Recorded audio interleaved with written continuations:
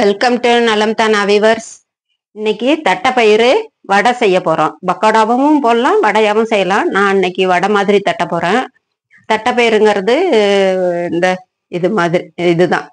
இது வந்து hybrid variety தட்டைப்பயிறு. நம்ம தமிழ்நாட்டு தட்டைப்பயிறுலாம் வெள்ளையிலையும் இருக்கும், லைட்டு ப்ரௌன் கலர்லயும் இருக்கும். அது வந்து இன்னும் கொஞ்சம் சின்ன சைஸா இருக்கும். இது கொஞ்சம் பெருசா இருக்குது. நான் இந்த இது வாங்கினதுனால இதை நைட்டுவே ஊற வச்சாச்சு. நைட்டு 8 மணி நேரம் டு 10 மணி நேரம் ஊற வச்சிடணும். இதை ஊற வச்சுட்டு தண்ணியை நல்லா ஃபில்டர் பண்ணிடணும். ஈரப்பசையோட இருக்கக்கூடாது. இதுல வந்து நான் அரை கப்பு போட்டேன். அரை கப்பை விட கொஞ்சம் கம்மியா. இது வந்து 2 பச்சை மிளகாய் போட்டு இப்ப இதை அரைச்சிக்கிட்டு வந்துடுறேன். அதுல வடைக்கு கலக்கிறதெல்லாம் கலந்து அப்புறம் வடை சொல்றதை பார்க்கலாம். நல்லா 2 ட்ரிப்பா கொஞ்சம் கொஞ்சமா போட்டு சின்ன மிக்சியா இருக்கவும் அரைச்சிட்டேன் பாருங்க. ரொம்ப மாவு மாதிரி அரைக்க வேணாம், சும்மா லேசா பொறுன்னு அரைச்சா போதும். வெங்காயம், இஞ்சி, கருவேப்பிலை, கொத்தமல்லி, கொஞ்சம் புதினா பொடியா கட் பண்ணி வச்சிருக்கேன். இது கேரட் வந்து நம்ம ஆப்ஷனல், வேணும்னா போட்டுக்கலாம், இல்லாட்டினா போடாமையும் செய்யலாம். இது அப்புறமேலு வேற என்ன, இப்போ உப்பு, பெருங்காயம், கொஞ்சம் அரிசி மாவு கலந்து பிசைஞ்சு அப்படியே போட வேண்டியதுதான். இந்த பருப்பு வகைராவுக்கே கொஞ்சம் பெருங்காயம் எஞ்சி கலந்தா கூட கொஞ்சம் பெருங்காயமும் கலந்துக்கிட்டோம்னா வாய்வு ரொம்ப இல்லாம இருக்கும். குழந்தைங்களுக்கு பரவாயில்ல, பெரியவங்களுக்கு கொஞ்சம் வாய்வு அரெஸ்ட் ஆயிடும். அதுக்காக தான் டேஸ்டாவும் இருக்கும். வேற இதுக்கு தகுந்த உப்பு பார்த்துட்டு போட்டுக்கலாம். கொஞ்சம் 1 ஸ்பூன் அரிசி மாவு, அரை கப்பு பருப்புக்கு அரிசி மாவு 1 ஸ்பூன், சின்ன ஸ்பூன் 1 போட்டுக்கலாம். அப்புறம் பார்த்துக்கிட்டு இப்ப இதெல்லாம் சேர்த்து பிசைஞ்சு வடை மாதிரி போட்டு தட்டி எடுக்க வேண்டியதுதான். இந்த பருப்பு வந்து எப்படி அரைச்சாலும் கொஞ்சம் நல்லா ஈரப்பசையோட இருக்கும். அதனால நல்லா ட்ரைன் பண்ண விட்டுட்டு கொஞ்சம் நேரம் கழிச்சுதான் அரைக்கணும். ஈரப்பசையோட இருந்துச்சுன்னா ரொம்ப தண்ணிவா விட்டுரும். இந்த பருப்பு உடம்புக்கும் ரொம்ப நல்லதுன்னு சொல்லுவாங்க. அதனால ஒரு 10 நாளைக்கு ஒரு தடவை.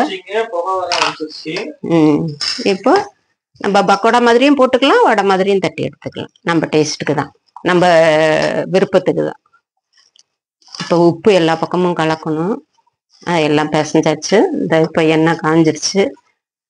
தட்டி போட்டு நல்லா கொஞ்சம் பொறுமையா வேக விட்டு எடுக்கணும். ஏன்னா பருப்பு வேகணும் இல்லையா. என்ன காஞ்சிருச்சு. நல்லா சின்ன உருண்டையா எடுத்து எண்ணெய்க்கு போடுறதுக்கு நல்லா இப்படி ஒரு அழுத்தி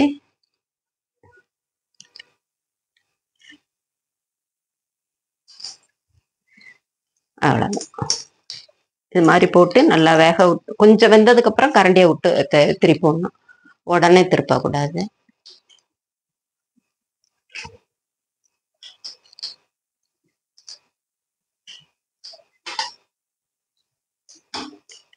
இந்த பருப்பெல்லாம் நல்லா வேகணும் கொஞ்சம். அதனாலதான் கொஞ்சம் மீடியத்துல வச்சு வேக விடணும். கேரட் எல்லாம் எதுக்கு சேர்க்கறோம்னா கொஞ்சம் ஹெல்த்தியா இருக்கட்டும், நம்ம உடம்புக்கும் சேரட்டும் அப்படிங்கறதுக்காக தான் இதுல கேரட் இப்போ சின்னதா 1 நல்லா பொடியா துருவுறதுல துருவி இதுல போட்டு இப்ப செஞ்சிருக்கோம்.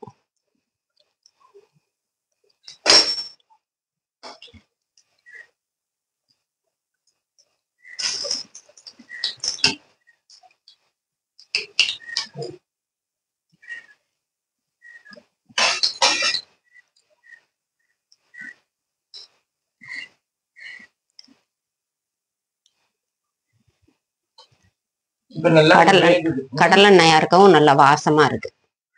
நல்லா கொஞ்சம் பொறுமையா வேகணும் இந்த பருப்பு.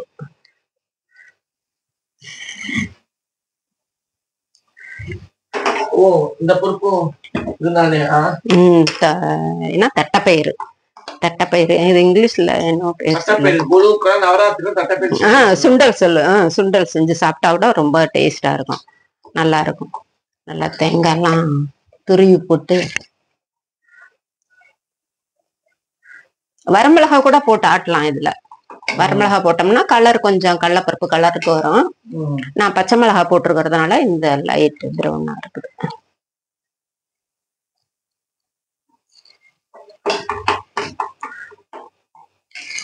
இது பொறுமையா கொஞ்சம் வேக விடணும். நீங்க செஞ்சு பாருங்க. அலங்காரா சேனலுக்கு சப்ஸ்கிரைப் பண்ணுங்க. பெல் பட்டனை மறந்துடாம அனுப்பிடுங்க.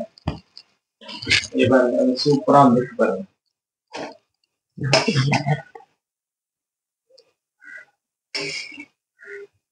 இது எத்தலாம்ல ரெண்டும். வேணும்னா இன்னொரு ட்ரிப்பு கூட போட்டு எடுக்கலாம். கடலப்பருப்பு மாடை மாதிரி போட்டு எடுத்துக்கலாம் கூட எடுத்துக்கலாம். ஃபர்ஸ்ட் ட்ரிப் போட்டு எடுத்துட்டு திரும்பவும் கூட இன்னொரு ட்ரிப்பு போட்டு எடுத்துக்கலாம். இப்ப பக்கோடா மாதிரி கிள்ளி வேணுமா போட்டுமா? இதே மாதிரியே போட்டுட்டுமா?